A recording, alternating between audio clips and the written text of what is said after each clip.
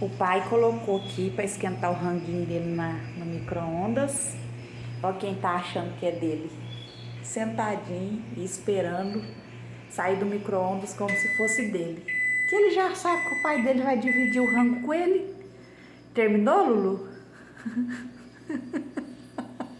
Esse comer é seu? É, meu filho. Tá aqui? Micro-ondas?